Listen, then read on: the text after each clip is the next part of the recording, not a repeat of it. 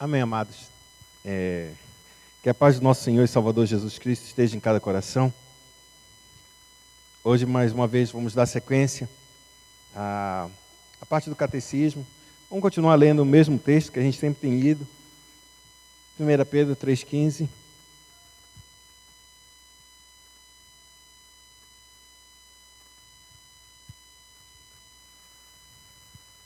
A gente não vai poder passar para lá, que eu esqueci o cabo. Fui usar para outro lugar e eu acabei deixando em casa. Mas não traz tanta diferença assim não. 1 Pedro 3,15.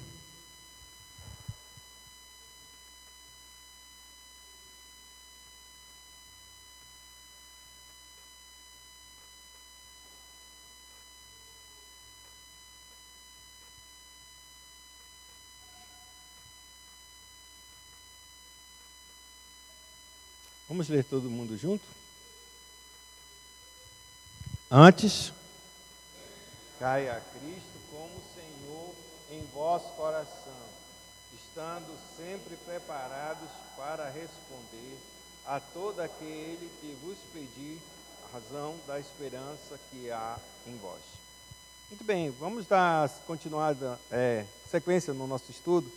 Estamos na pergunta de número 44. A gente terminou a parte de humilhação de Cristo e agora a gente está entrando na parte de exaltação de Cristo.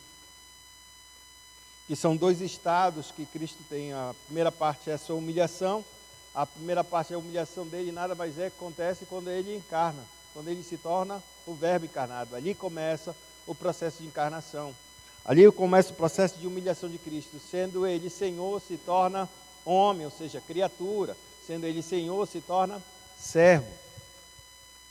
Dali em diante ele sofre todas as situações, ou passa por todas as situações que o homem vivencia. Experimenta frio, experimenta sede, experimenta calor, experimenta fome, experimenta ter que se vestir, aquele que é o eterno. E aí, por final, ele se experimenta até a própria tentação.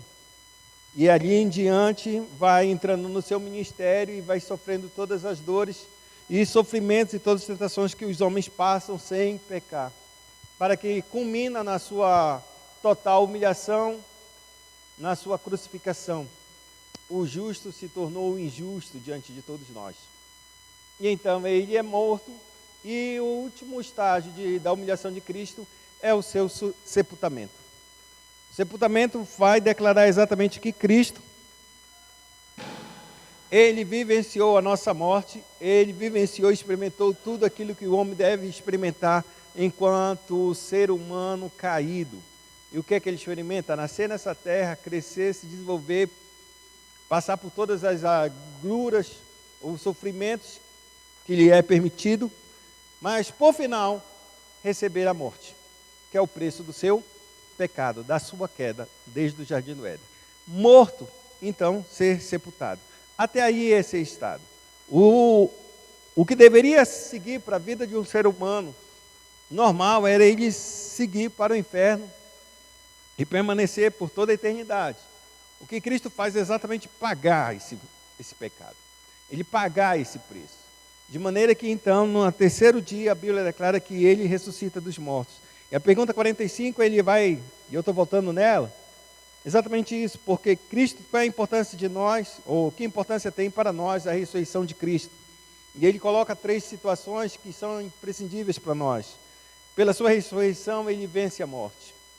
Vencer a morte, para nós sermos participantes da justiça divina, que ele conquistou com essa própria morte. Nesse caso, e nessa situação bem clara, o que Cristo ele nos garante quando ele ressuscita, ou quando ele vence a morte? Participar dessa justiça é exatamente andar em verdadeira santidade e verdade, fidelidade e retidão.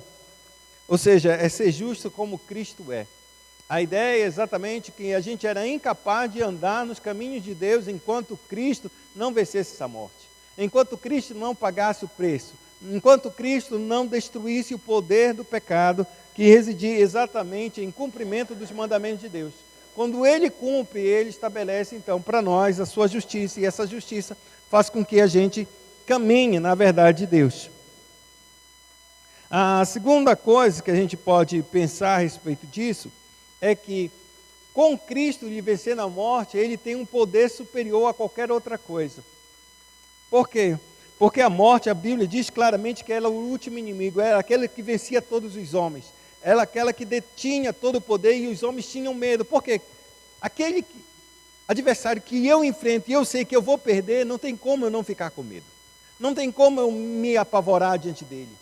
E é isso que Cristo faz, quando ele vence a morte, ele derruba todo o poder dela e estabelece para nós, entregando para nós, que nós também agora, pelo poder dele, nós passamos da vida para a morte. E isso é claro no sentido de que agora nossos anseios é voltar-se para Deus.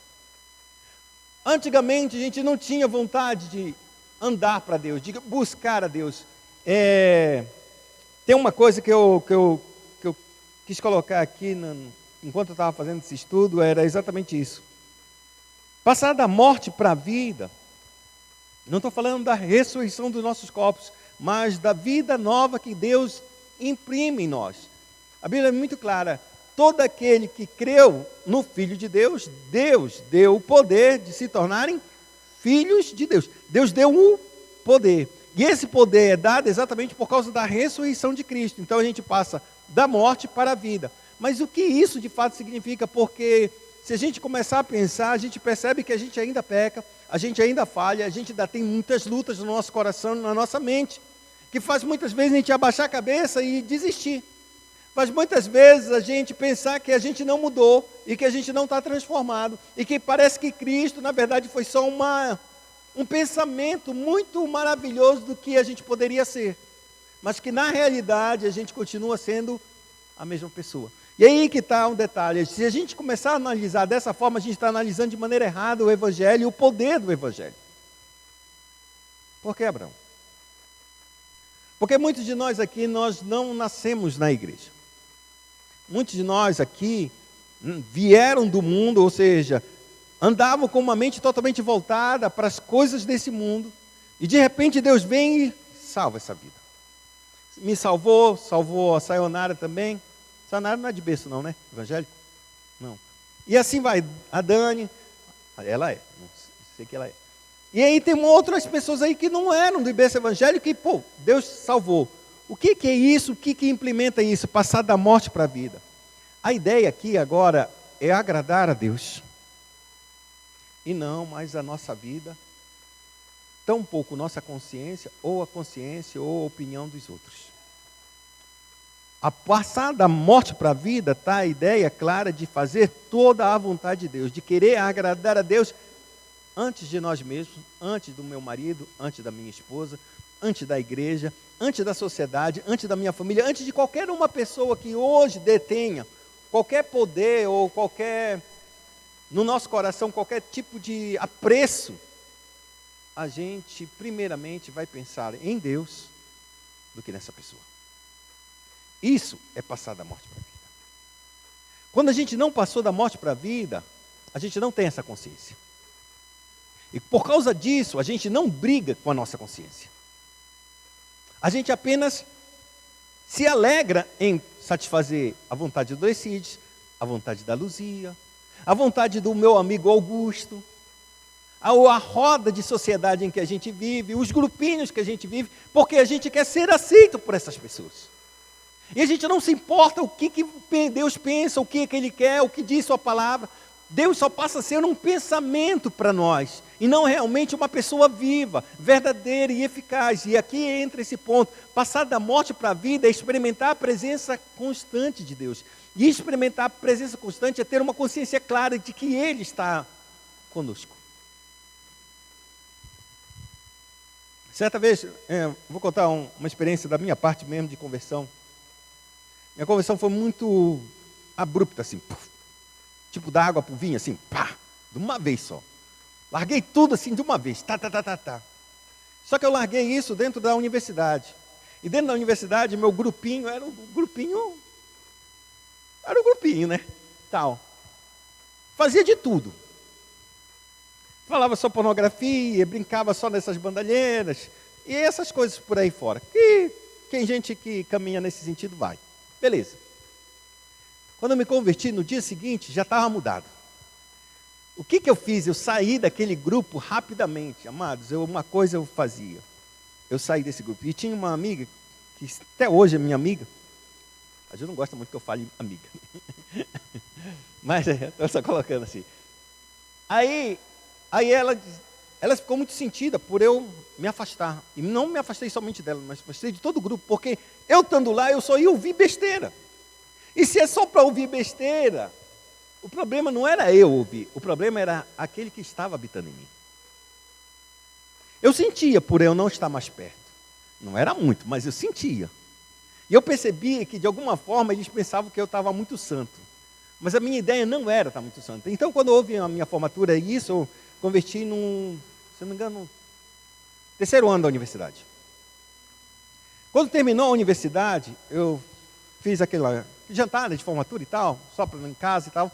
Aí eu convidei esses dois meus amigos, e eles vieram. E ela chegou assim mesmo para mim, poxa, Abraão, foi difícil naquele tempo, assim, a tua conversão, a tua mudança de vida, tu te afastou de todo mundo, e eu mesmo não quis mais ficar perto de ti. Eu mesmo não quis ficar porque eu me sentia muito suja, muito imunda, e parecia que tu era muito santo. E então a gente se sentia muito suja, então eu me afastei também, preferi deixar tu de longe. E eu disse, na verdade, não era isso. Você entendeu errado. Isso, passaram-se 3 anos. Se você entendeu errado, eu não estava me afastando porque vocês eram sujos. E porque agora eu era limpo. Não é isso. Eu estava me afastando, era porque existia uma pessoa, e existe uma pessoa dentro de mim, que não ia se agradar ao ouvir o que eu estava ouvindo. Eu poderia ficar. Para mim, ficaria triste, mas ele é mais importante do que qualquer coisa. E eu não me dou ao acesso de deixar para que vocês possam falar as besteiras que vocês estavam falando, e que eu falava, e que me alegrava nisso, para estar com vocês. Por causa dele, eu preferia sair. Não era por causa de mim mesmo, e nem porque vocês eram sujos. Era por causa dele que eu fazia isso. É isso que eu estou colocando. Todas as vezes que a Escritura narra a respeito de alguém que se afasta do mal e se afasta do pecado, é por causa de Deus. Não é porque ele se acha muito santo, não é porque ele se acha muito bom, não é porque ele se acha muito justo, é por causa da presença dele, que ele carrega dentro de si. E essa presença faz a diferença, essa presença muda a nossa vida e transforma a nossa vida, faz a gente fazer coisas que a gente nunca faz. Tipo assim, eu sou muito introvertido, estou entrando na minha própria vida, eu gosto de falar de mim mesmo, não gosto de falar muito dos outros não. Eu era um homem muito tímido, um rapaz muito tímido. Pensa numa pessoa tímida, falava alguma coisa, eu preferia estar aqui do que estar no meio de vocês, assim, está muito bom e tranquilo. Estar no meio da bagunça, eu sou aquele calado que ficava rindo. Eu compartilho com a risada. Eu era assim. Mas desde que eu me converti e vi que o que Cristo fez por mim, desceu na cruz e passou todo aquele sofrimento, toda aquela vergonha por minha vida, a minha pergunta é que eu fazia, o que eu não posso fazer por esse Cristo?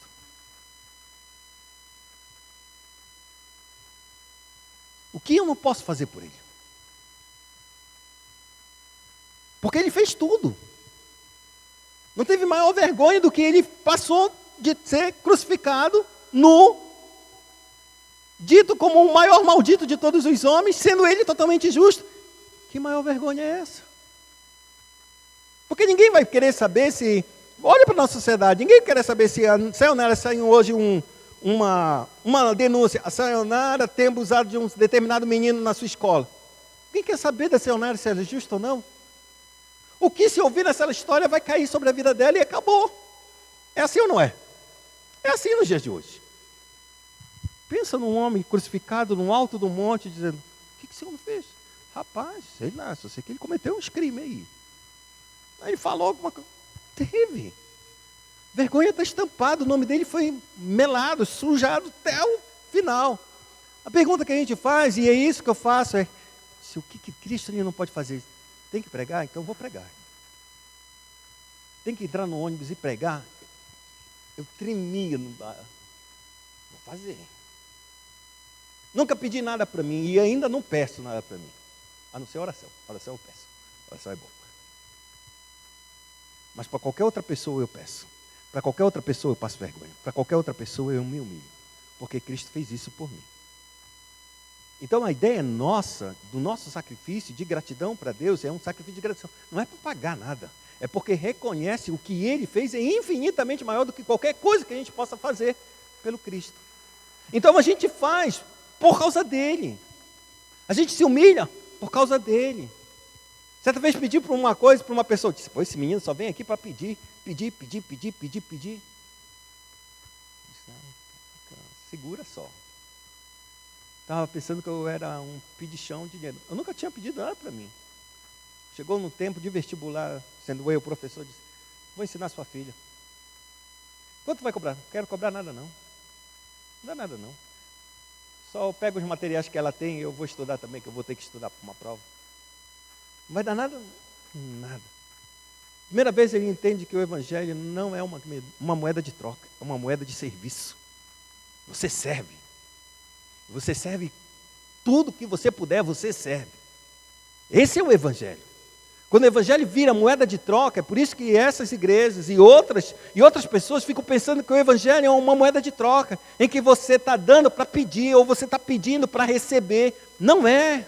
O Evangelho é uma moeda de serviço. Eu vim para dar a minha vida em resgate de muitos. Foi só isso que ele veio. Eu não vim para ser servido. Então o Evangelho que chega até nós e te pede alguma coisa, não, o Evangelho nos serve. Ele te alcança para servir. Ele não te alcança para fazer nada, não. Ele te alcança para que você sirva. Não para você pedir, não para você ser servido, mas para você servir. E aí a gente entra exatamente nesse poder que a Bíblia vai falar, poder de ressurreição. E por último é a segurança de que se Ele, que ressuscitou dos mortos, Ele venceu a morte, hoje Ele está sentado à destra de Deus. E sentar à destra de Deus significa uma única coisa só para nós. Quem está sentado à destra de Deus não é somente o Filho Deus. É o Deus homem. Há um homem sentado no trono. Coisa que era impossível para nós de ver um homem sentado no trono. Impossível de nós vermos um homem entrar nos céus. Como Jesus falou, o que é impossível ao homem é possível para Deus. Aos homens ser salvo? Esquece, é impossível. Mas para Deus, tudo é possível. A gente não vê um homem no céu, a gente vê um homem sentado no trono. E se ele sentou no trono, ele é a garantia de que eu também entrarei nesse céu e ressuscitarei como ele ressuscitou para uma nova vida gloriosa. A partir de então, começa o processo de ressurreição de Cristo, ou seja, o processo de exaltação de Cristo. E esse processo de exaltação de Cristo, ele começa, primeiro, na sua ressurreição. E aí, segundo estágio da exaltação de Cristo, ele não só ressuscita, ele ascende aos céus. E ele sobe aos céus diante de todas as pessoas. E a pergunta para a gente, que a gente pode dizer, o que significa dizer exatamente subir ao céu? Como eu falei, Cristo, quando ele sobe aos céus, ele não sai para passear ou para fazer alguma coisa, eu vou entrar no céu. Não, ele vai sentar à destra de Deus. E isso para a gente é extremamente importante. Porque quando ele sobe, abra Atos, capítulo de número 1, verso de número 9. Alguém abra Romanos 8, 34.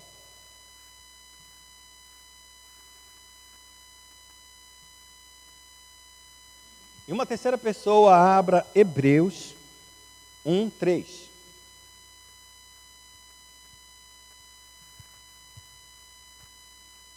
O que significa Cristo subir aos céus?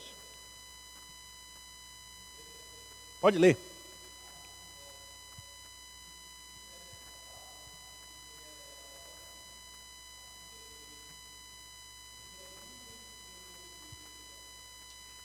Aqui fala exatamente dele estar subindo aos céus. Essa aparição, o apóstolo Paulo ele diz que mais de 500 pessoas viram ele subir aos céus. Em Atos capítulo de número 2, ou Atos capítulo de número 1, quando a igreja está reunida para começar a buscar o Espírito Santo, para buscar a promessa da descida do Espírito Santo, a Bíblia declara que tem apenas 120 pessoas. Apenas 120 irmãos estão lá. A Bíblia declara que Jesus, ele falou para que a igreja pudesse esperar até que do alto fosse revestido de poder. E essa igreja que ouviu, tinham 500 pessoas ouvindo essa. E 500 pessoas viram Jesus subir. E quando Jesus subiu, essa igreja voltou para Jerusalém. Quando voltou em Jerusalém, passaram-se 10 dias, quando a Bíblia vai narrar, apenas 120 homens permaneciam orando e buscando a Deus. Quando eu falo homens, são homens e mulheres. O que aconteceu das 380?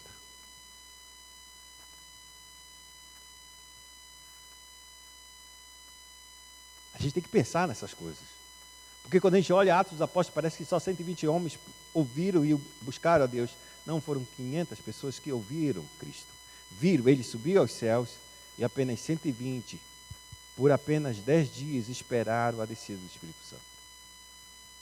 Só 10 dias. 10 dias não foi suficiente para que os 500 permanecessem e esperassem o Senhor. Estranho, não é não? A ordem foi clara: ficai em Jerusalém até que do alto sejais revestidos de poder. Ficai.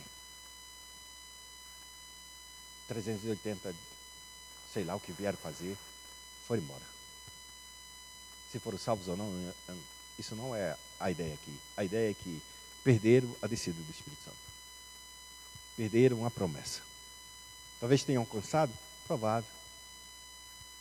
Mas isso é um indício claro de que quando Deus fala conosco e nos coloca o nosso coração, muitas vezes a gente é desobediente. A gente não é capaz de perseverar naquilo que Ele está dizendo. Ficai em Jerusalém. Ficai na minha presença. Espera. Confia. Esse é o nosso maior problema. Aprender a confiar e aprender a esperar pacientemente pelo Senhor, até que o Senhor derrame da sua promessa sobre nós. É mais fácil a gente sair e fazer a nossa vida. É mais fácil a gente sair e fazer como a gata. Toma aí o filho, toma essa escrava e faz o filho aí. A gente vai ter o filho de qualquer jeito. Subir ao céu significa algumas coisas que são importantíssimas para nós. Quem abriu Hebreus capítulo 1, verso 3, pode ler.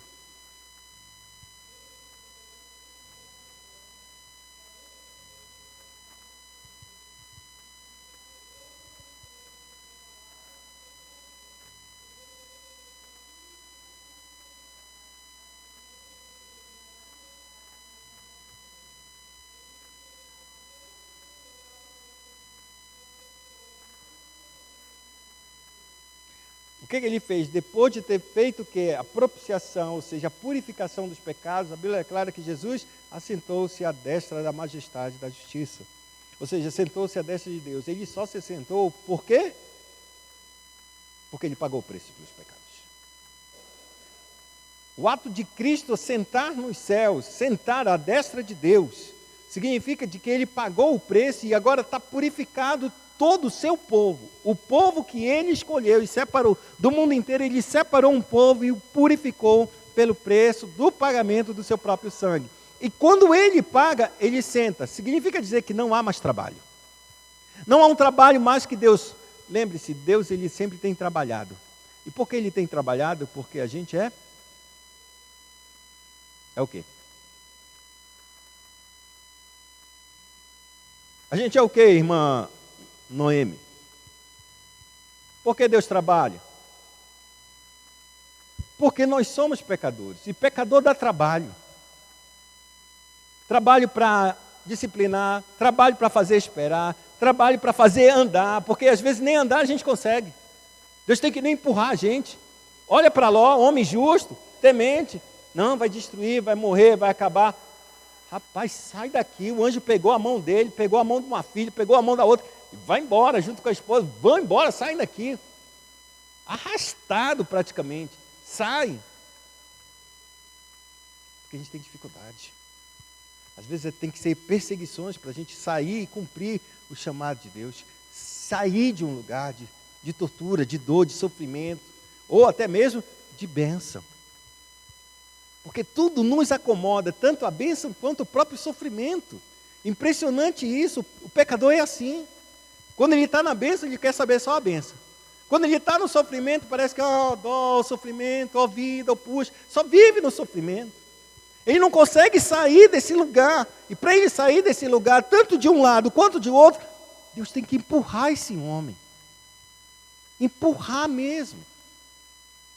E aí, então, Cristo, ele senta. E aí, quando ele senta, algumas coisas são importantes para nós. Hebreus, continuando em Hebreus, agora abram capítulo 7, 24 e 25.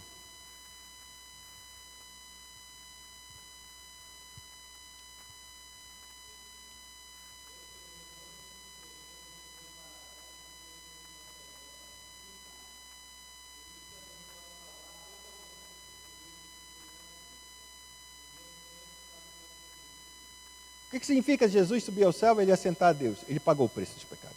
Segunda coisa que Jesus faz quando ele está sentado a Deus, ele intercede.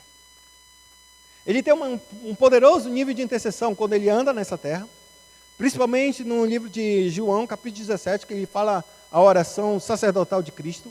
Nessa oração ele roga pelos discípulos e roga por aqueles que as pessoas iriam acreditar na palavra dos discípulos, ou seja, naqueles que virão, ou seja, nós somos resultado da intercessão de Jesus. Agora detalhe, Jesus ele não somente intercedeu nessa terra, quando ele sobe aos céus, ele senta. Agora a intercessão dele é ainda mais poderosa, porque o cumprimento do pecado está pago.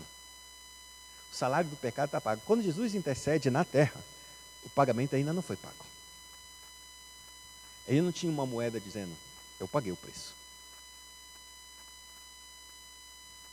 O preço está aqui, eu vou receber, eu vou pagar, mas ainda não paguei. Quando ele se assenta nos céus, o preço está pago porque o Pai diz, tu ressuscitaste dos mortos, tu pagaste o preço. Porque se ele não ressuscita dos mortos, ele não pagou o preço.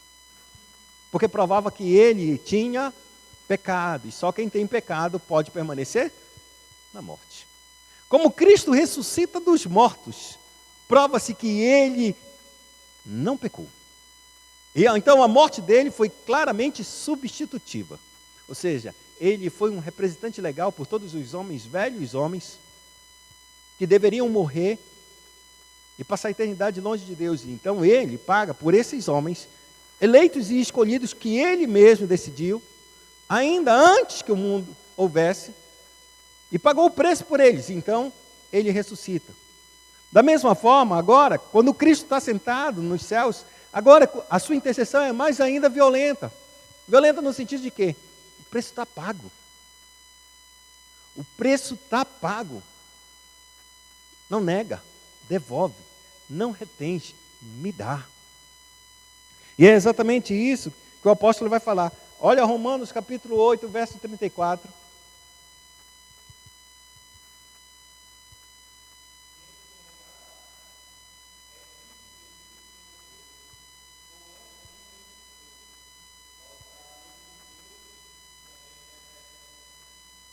A pergunta é, quem vai te condenar?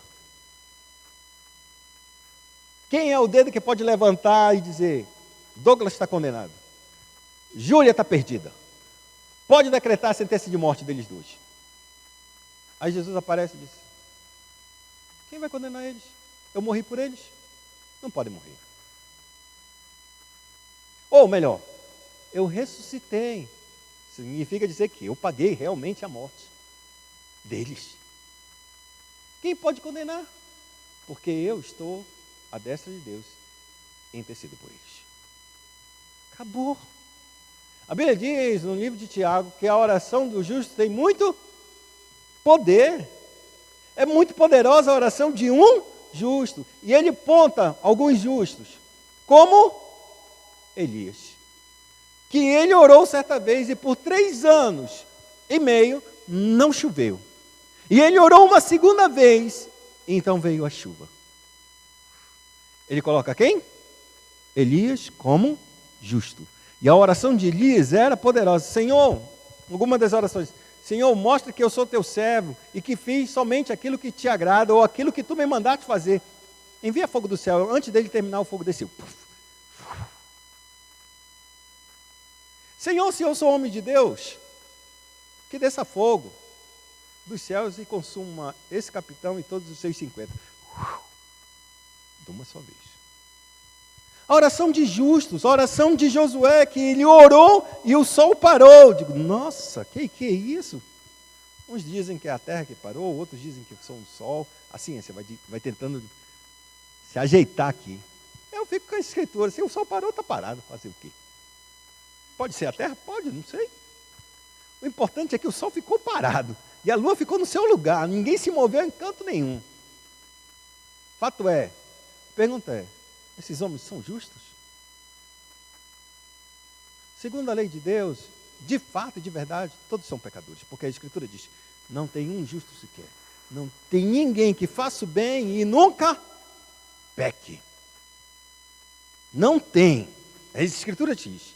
Quando a Escritura vai declarar que há um justo, esse justo é aquele que caminha pela fé. O meu justo viverá pela fé. Essa é a justiça que procede da fé, a justiça que crê que Deus justifica que Deus justifica o pecador, que Deus concede perdão e graça àquele que se arrepende. Essa é a justiça da fé. Agora, se esses homens oraram e essas coisas aconteceram, e Tiago ele usa o exemplo desses homens, no caso Elias, que a oração de um justo é poderosa, pode muito em seus efeitos. Pensa agora num Cristo ressurreto que nunca pegou o justo, que intercede pela minha vida e pela sua vida. Gosto muito de uma frase, de um texto, em que Jesus ele está já no Getsêmani, ele está perto de ser preso, e no caso, sentenciado à morte. E os discípulos, eles estão dizendo que eles vão permanecer e ficar fiel. E Pedro, ele diz a si mesmo, disse, olha Pedro, eu intercedi a favor do Pai diante de ti. Porque Satanás queria se andar no teu coração, queria te fisgar, para que tu fosses o traidor.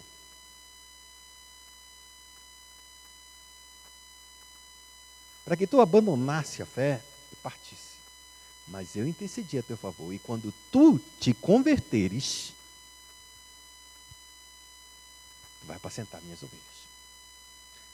E Pedro disse, que isso? Oxe, converter? Larguei o barco de pesca, fiz um bocado de coisa, fui até pelos os 10, lembra dos 10 que foram, os 70? Eu também fui. E os 12 discípulos que foram saindo por todo lugar pregando, expulsando demônio. E lembra lá do monte, que eu estava com o monte, não tem nenhuma semana que a gente estava lá no monte, eu vi Moisés e Elias, que negócio é esse de me converter? Ó, há tempo já te sirvo, há tempo, vou dar a minha vida por ti. Jesus não fala nada, porque o coração do homem é enganador. E com o tolo, a Bíblia declara que a gente não fala, a gente fica em silêncio. Pedro era um tolo, porque ele não sabia que o coração dele ainda não era convertido. Ele estava muito impressionado com Deus, mas impressionado de uma maneira fantástica, como aquele é apaixonado. Mas deixa a paixão passar, tu vai ver só a realidade, quando o amor não existe. Ele vai abandonar o barco. E é exatamente isso que Pedro faz. Ele abandona, nega o Cristo e diz, diante dos olhos dele, eu não conheço esse homem. A Bíblia é clara que quando ele fala isso, ele vê, e Jesus olha nos olhos dele, eu não te conheço. Aí ele lembra da palavra que Jesus disse, nessa noite, tu me negarás 3 vezes, antes que o galo cante. A Bíblia é clara que ele virou o rosto, foi para a parede e chorou copiosamente, arrependido do que ele tinha falado. Ali começa o processo de conversão de Pedro. Ali. Porque enquanto a gente não vê a nossa miséria, não tem como ter uma conversão. É por isso que a grande realidade do Evangelho o Evangelho é luz, ele ilumina as trevas que há no nosso coração, o engano da nossa percepção, o engano da nossa força, o engano da nossa inteligência, o engano, amado, das nossas riquezas, que nenhuma dessas 3 bases que a Escritura vai apontar, elas são suficientes para te manter em pé. É por isso que tem ricos se suicidando, homens fortes se humilhando, homens inteligentes dizendo que Deus não existe. Nesses três lados, três pilares que sustentam a humanidade, a riqueza, a inteligência e a força, nenhum consegue permanecer o homem de pé. Até que ele veja com a luz do Evangelho que isso não passa apenas de feno e palha. E agora o Cristo, que ele intercede, olha Hebreus 10, de 12 a 18, vamos ver uma outra ação que Cristo faz quando ele está lá, sentado aos céus, à destra de Deus.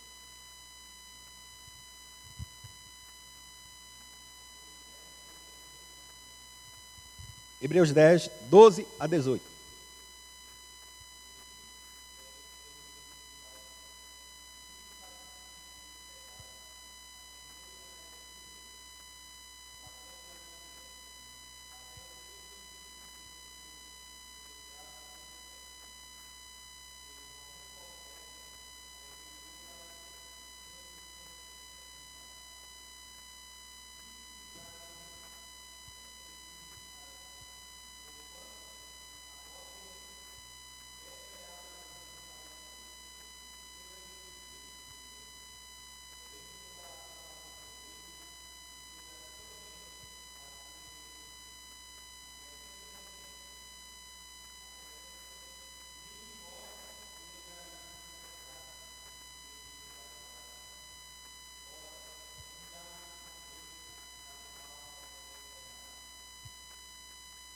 Nesse texto eu queria só colocar basicamente duas coisas para que a gente entenda. Ele faz o cumprimento dessa palavra: eu trocarei o coração, escreverei minha lei no coração deles. Uma obra única e exclusiva de Deus. A gente não é capaz de fazer isso. A gente é capaz de decorar as escrituras. Vi um certo pregador, acho que foi um pregador, e ele falava exatamente isso, que em Hollywood havia um artista, e ele falava um monólogo, e ele interpretava o livro inteiro de Marcos. O livro inteiro. Ipsilitris. Ele interpretava para o auditório o Evangelho de João Marcos. Mas não era uma pessoa salva. Porque Deus deu a capacidade de a gente decorar, deu a capacidade de a gente entender. Mas uma graça especial para escrever no coração, tem que ser. A capacidade especial para nós, para escrever no nosso coração a lei de Deus, só o próprio Deus para escrever. E para isso ele tem que mudar o nosso coração. Um coração de pedra não é capaz de guardar a palavra de Deus. Então, essa é uma coisa. E a outra coisa é que Cristo, ele vai voltar, depois que todos os seus inimigos estiverem o quê? Debaixo de seus pés. Debaixo de seus pés. No estrado de seus pés, ou seja, seus inimigos cairão aqui nessa terra. Porque a Bíblia declara que a terra é o estrado dos pés de Deus. Se a terra é o estrado dos pés de Deus e os inimigos, eles estão aqui e vão cair aqui. A derrota de Satanás foi aonde? No céu? Foi aqui. Quando ele sobe a cruz, eu expulsarei Satanás deste mundo. E ele expulsou. Ele derrotou. Todos os inimigos de Deus acontecem nessa terra. E todos eles cairão nessa terra, no estrado de seus pés. E quando isso acontecer, ele descerá. Para julgar o quê? Vivos e mortos. É a última parte, por a sua ascensão. Cristo agora, ele desce para exatamente executar o juízo e trazer salvação àqueles que o aguardam. Tem uma coisa que é interessante, que ele diz assim: Cristo então, pergunta 47, Cristo então não está conosco até o fim do mundo, como nos prometeu? Já que ele está assentado à destra de Deus. Cristo está conosco ou não?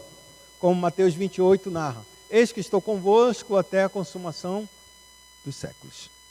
A resposta é: está ou não? E como é que ele está se ele está no céu? Por que ele está em todos os lugares? Porque ele prometeu? Mas eu também posso prometer, e eu vou estar em todos os lugares? Não. Por quê? Pelo Espírito Santo? A gente tem essa interpretação que a gente pode considerar que pelo Espírito Santo, porque ele está dando o Consolador. Mas isso não nega a sua palavra, dizendo que ele estaria conosco. Como é que a gente resolve isso?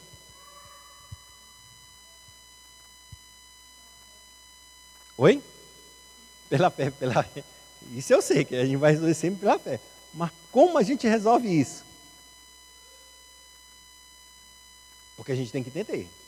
Porque se a gente não entender, Cristo está mentindo. Porque ele disse que ia estar conosco e está lá no céu sentado. E ele só vai voltar quando os inimigos caírem. E eu ainda tenho muito inimigo que não caiu ainda.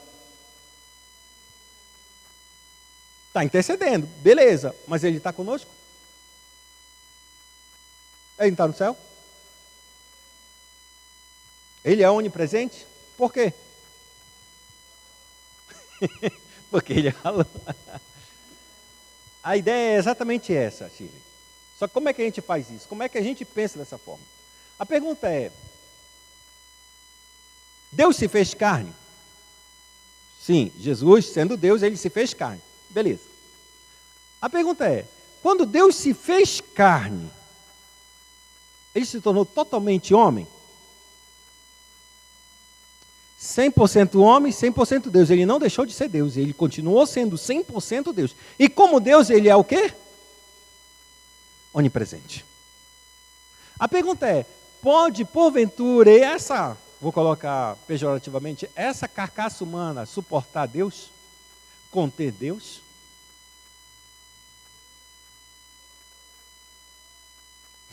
Não é pela fé, irmã. Pela fé também não pode. Não pode, porque ele é o ilimitado. Como o ilimitado pode caber no limitado? E eu não estou falando de mim, estou falando do corpo que Cristo foi forjado para ele. Um corpo e alma dele, de Cristo. E o próprio Deus se fez carne, corpo e alma, nesse corpo. Todavia, esse corpo é limitado. Eu não posso estar em dois lugares ao mesmo tempo, a não ser como nessa situação aqui. Vamos supor que eu estou no estado de Goiás e outro estado, sei lá, de Tocantins, aí eu coloco o pé aqui, aí o pessoal diz: estou em dois lugares ao mesmo tempo. É mentira. Tu está no mesmo lugar, não tem dessa não. Geograficamente, imaginariamente, tu consegue fazer esse negócio, mas de fato, de verdade, não existe isso. Aí é que está o detalhe: o corpo não pode conter Deus. Se a Bíblia diz que nem os céus podem te conter, como um corpo humano pode conter o próprio Deus? O que Deus fez foi exatamente se conter ali naquele corpo, para suportar toda aquela glória, mas ao mesmo tempo ele é onisciente. Como natureza humana, e é uma pessoa só, como natureza humana, dentro da sua natureza humana, ele está em um único lugar, que está nos céus. Mas sendo um ser Deus divino, ele não somente está nos céus, mas está em todos os lugares. O resultado disso é que ele, a manifestação dele agora é uma manifestação não mais, que a gente pode dizer, corporal. Ele se manifesta em corpo quando ele quer, e somente quando ele quer. E poucas vezes nas Escrituras Sagradas ele se fez assim. Ele se fez assim no tempo do Antigo Testamento para algumas pessoas e no Novo Testamento para uma pessoa, o apóstolo Paulo. Narrado somente para o apóstolo Paulo. Não se mostra mais em canto nenhum. A última vez que Jesus ele vai se apresentar, não será ele vai se apresentando, é que Deus puxa ou traz o apóstolo João até os céus e se revela até ele. Um Cristo de glória. É nesse ponto. E dessa forma a gente entende exatamente isso. Porque sendo Cristo verdadeiro homem e verdadeiramente Deus, segundo a sua natureza humana, ele não está na terra. Por causa da sua limitação como corpo, ele tem que estar em um só lugar, e ele está sentado no trono. Todavia, mas segundo a sua própria divindade, porque Deus é uma só pessoa, mesmo tendo um corpo humano, ele continua sendo um só homem, uma só ser, um Deus só, humano ainda. E dentro dessa divindade, sua majestade, graça, e inclusive o próprio Espírito Santo, está conosco pela sua graça e pela sua misericórdia. Pergunta número 48, ele diz: se a natureza humana não está em todo lugar, onde está a divina? Onde a natureza divina está? As duas naturezas de Cristo não são separadas uma da outra? É uma pergunta muito clara e justa, né? Poxa,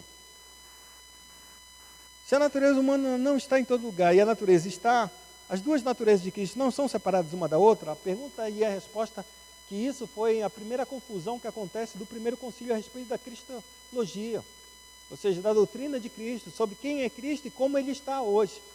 E essa pergunta ela é raiz de uma série de heresias que vão percorrer a igreja e até hoje ainda existem essas heresias.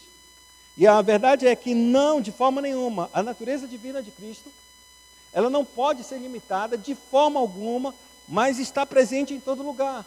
Ou seja, quando ela não é limitada, nem ao próprio corpo que Cristo foi dado a ele, a limita.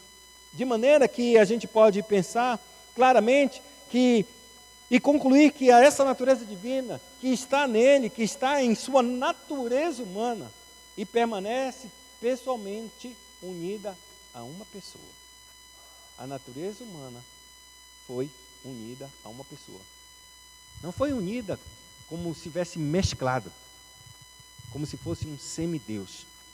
Continua a natureza humana, continua a natureza divina, elas não se misturam, elas não se confundem, elas permanecem da mesma forma como sempre foram. E embora que essa própria natureza divina perpasse a própria natureza humana. Mas isso é a própria pessoa e um mistério que Deus tem. E um mistério como se fosse da Trindade. Imaginar dessa forma é muito difícil, é muito complicado. Mas é certo que Cristo ele não se misturou com a nossa natureza. Ele tem a natureza dele. E ele tem a natureza divina em uma só pessoa. Assim como a gente não consegue compreender realmente a natureza da Trindade, a divisão de que Deus é Pai, Filho e Espírito.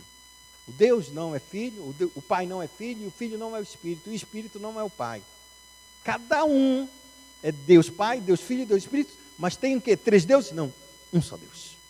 Essa unidade forma um só Deus. E essas três pessoas, não se misturam, não se confundem, e tornam um único Deus em 3 pessoas. E eles, quando a Bíblia vai falar de Deus, os 3 estão agindo. Os 3 estão fazendo as mesmas coisas, todos os mesmos atos. Porque Ele é Deus. Um só Deus. Na pergunta de número 49, ele vai falar a respeito de qual é a importância de Cristo ter subido aos céus. E ela é repetitiva para mim, porque eu acabei de responder para vocês a respeito da ascensão de Cristo. E o que é que significa ele estar sentado. E a primeira coisa que ele se torna o nosso advogado, porque ele intercede por nós, lembrando que a linguagem das Escrituras é uma linguagem judicial. É uma linguagem que entra do direito, na legislação. É por isso que quando a gente entra dentro da Escritura, a gente tem que olhar com essa linguagem.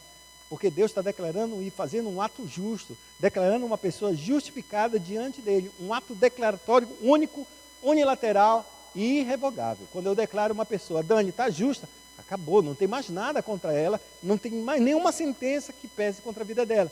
Porque foi declarado um ato e aquele ato está justificada para sempre. Não importa o que ela venha acontecer, é como o ato da salvação. A justificação é só uma única vez para todo sempre.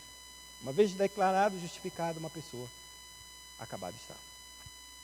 Mas se essa pessoa não foi justificada, ela permanece nos seus pecados. 1 João 2, capítulo 2, verso 1.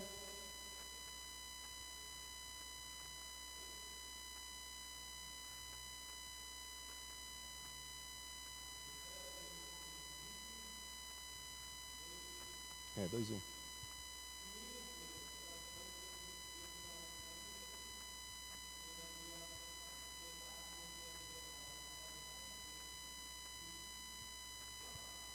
Exatamente isso. Temos um advogado junto ao Pai, o justo. Eu escrevo para que vocês não pequem. Mas se pecar, o que é que acontece? O que acontece?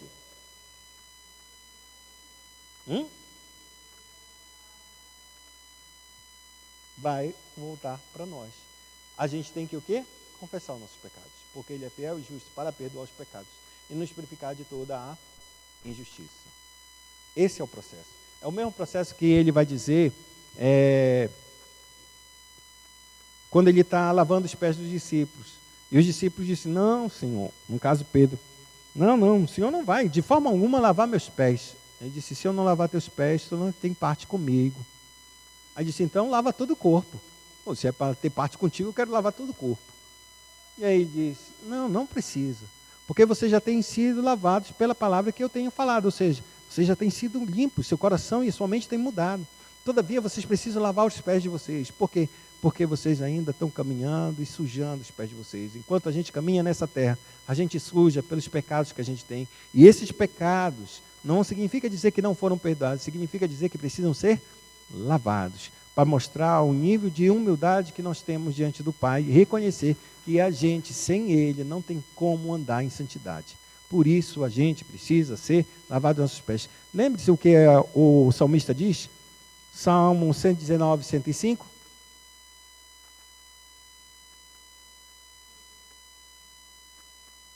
Lâmpada para os meus pés e a tua palavra, e luz para os meus. Por que para os pés?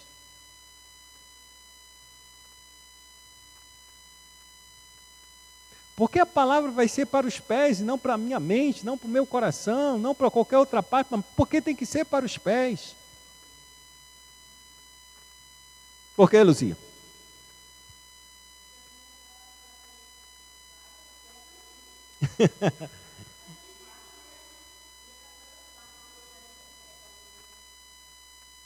Na verdade, isso é uma metáfora a respeito exatamente da nossa vida. Nossa vida é um caminhar. E se Deus está pedindo que a gente caminhe com Ele, você tem que olhar, primeira coisa, os teus pés, e segundo, o caminho para onde você vai. E a palavra ela vai apontar as duas coisas. Vai olhar os teus pés, se estão limpos ou se estão sujos. Por isso, Cristo ele vai ter que lavar os pés. Segunda coisa, ele vai ter que olhar para o teu caminho. Se o teu caminho é direito ou é tortuoso. Se o teu caminho for tortuoso, endireita teus caminhos. Porque teus pés vão ficar cada vez mais sujos. E não somente teus pés, tu vai entrando na lama. Por isso que Cristo ele tem que mostrar, por meio da sua palavra, onde nós estamos. E qualquer um que olha para si, como diz o apóstolo João, aquele que diz que não tem pecado, faz de Deus o quê? Mentiroso. Faz de Deus mentiroso. E está se enganando a si mesmo. Muito bem.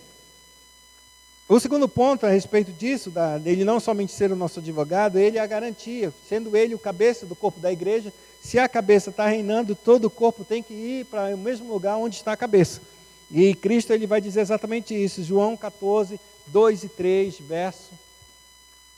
Vejam isso. João, capítulo 14, verso 2 e 3. E outro peguem João 17, 24, na sua oração sacerdotal. O que ele diz? João 14, verso 2 e 3.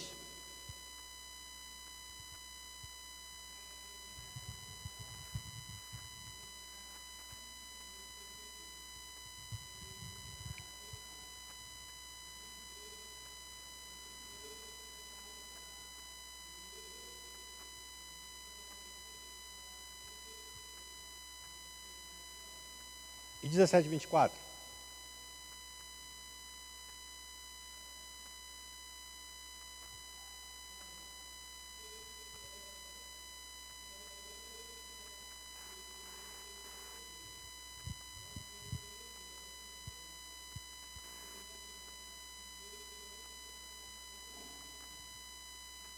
A primeira que ele fala, ele está falando para os discípulos a respeito exatamente da sua vinda.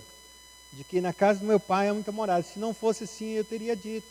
Mas eu vou preparar um lugar para vocês. E quando eu preparar, eu virei, voltarei e levarei para mim mesmo. Há um processo de interpretação de duas formas. Entender que há mansões celestiais na casa, ou seja, que o céu está sendo preparado para nós. Ou uma outra linha de interpretação que diz que exatamente não é o que Deus está falando a respeito do céu. Ele está falando a respeito do Espírito Santo. Eu vou preparar uma morada. E nós seríamos a morada do Espírito Santo. Então ele disse, eu irei e voltarei para que onde eu estiver, vocês estejam comigo. Então ele desce com o Espírito Santo. São duas linhas de interpretação. Eu não sei ainda o que decidir entre as duas linhas. Eu ainda fico com a primeira, mas eu não tenho certeza se isso é realmente. Mas, de qualquer forma, tanto uma quanto a outra vale muito a pena. Tá certo? E na terceira parte, que é João 17, 24, é quando ele está na ressurreição. E ele diz qual é o propósito de nós estarmos junto com ele. E qual é o propósito? De que eles vissem a glória que ele tinha antes que o mundo formasse. Que eles vejam como tu tem me amado, e como tu tem me amado é o amor que eu tenho derramado por eles. E aí que é interessante, porque a gente não vai para o céu para olhar as ruas de ouro e cristal, como diz no texto, ou na musiquinha. Não. A gente vai para o céu para olhar a glória daquele que fez-nos a sua imagem conforme a sua semelhança. O propósito final é olhar e glorificar a Deus. Quando ele diz que o propósito final do homem, ou seja, o propósito único do homem, qual é? Glorificar a Deus e se alegrar nele para sempre. Aí eles vão se alegrar. E aí, por final, o terceiro ponto é que ele envia o seu Santo Espírito como garantia. E essa garantia é como se fosse um selo exatamente de aprovação de que você está selado e ninguém mais pode te tocar. O poder do Espírito, buscamos as coisas do alto, onde Cristo está sentado à direita de Deus. E as coisas que não as coisas que são da terra. Filipenses 3:20, a gente termina dizendo isso.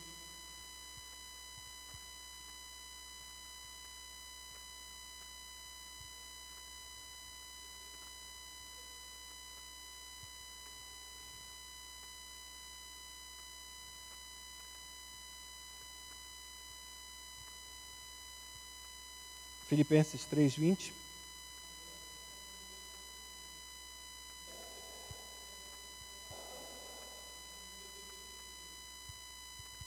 A nossa cidadania está onde?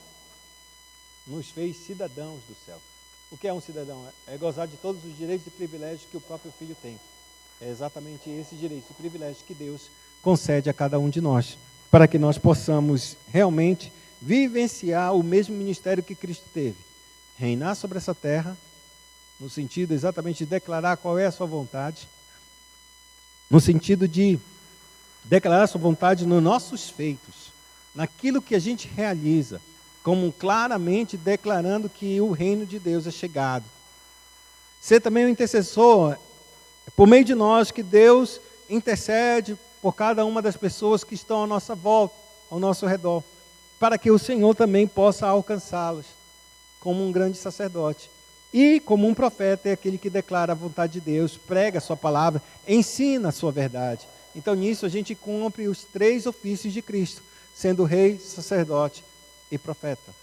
Lembrando, esses atos de ser rei são os atos de justiça que a gente faz, as práticas que a gente declara que o reino está estabelecido, e esse reino está estabelecido pelos princípios que nós operamos nessa terra.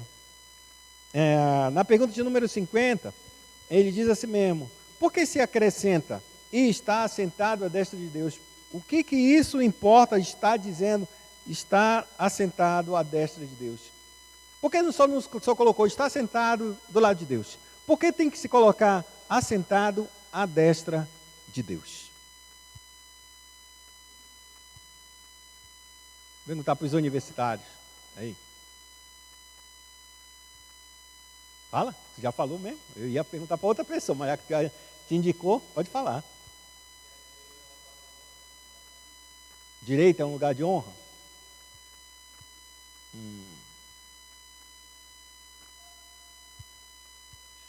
Mais ou menos. Pode ser, mas também não é tanto assim. Porque, lembre-se de João e Tiago? Senhor, faz com que os meus filhos, no caso Maria, né, dizendo Maria, que era a mãe de Tiago e João, faz um dos meus filhos sentar um à tua direita e outro na tua esquerda. Quem ela privilegiou? Sentar de um lado e do outro é muito bom. Está do lado. Então não tem. Tá. Renato, me diz aí, por que ele deve acrescentar essa palavra de assentar à destra de Deus? Então, imagina, pensa um pouco aí. Por que a destra?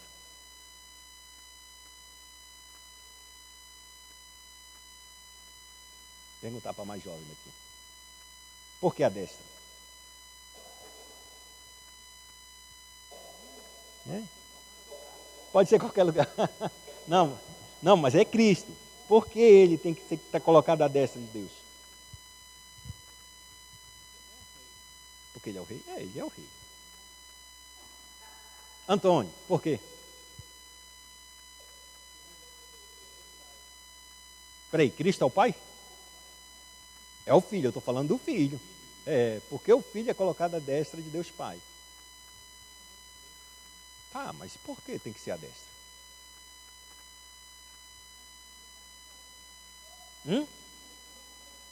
Porque a esquerda está ocupada? A Bíblia não me fala nada da esquerda, não. Mas nem existe esquerda no reino. Mas tudo bem. Hein? Hã? Não sabia que tinha a direita? Por que da direita? E tu, Alejandro? A irmã Aurora, tá, já se aprontou, se fechou aqui com o friozinho dela. Me diga, irmã Aurora, por que Deus colocou essa palavra? Sentou à direita de Deus Pai. Colocou o filho exatamente nessa posição, à direita. E não na frente, não atrás, não do lado, não de qualquer outro lado, mas sempre à direita. A posição mais honrosa, o menino também falou a respeito disso. A gente não pode entrar para essa linha de honrosa. Por quê? Ela é honrosa? O que é honroso é ele ser o primogênito. Isso é honroso. Você ser primogênito, isso exatamente é um lugar de posição, de elevada posição. A Bíblia vai dizer que Jesus é o primogênito entre todos os homens. Ele é o primogênito. Isso é uma posição de honra. Sentar à destra de Deus não deixa de ser uma posição honrada. Mas o fato é que Cristo, ele é a manifestação e a execução de toda a obra de Deus. O plano que Deus implementou a respeito disso, Cristo, ele é o autor dessa obra. O que o Espírito faz é aplicar essa obra de Cristo. E o que isso tem a ver? Isso tem a ver exatamente isso, porque a maioria das pessoas são o quê? São destros. E estar à destra é se apoiar na pessoa que ela mais confia. Estar à destra é se apoiar na pessoa que pode realizar aquilo que eu quero. Quando Cristo é colocado à destra de Deus Pai, significa dizer que o Pai confia nele todas as coisas. E é isso que o Cristo vai dizer. O Pai a mim confiou todas as coisas. E me deu o quê?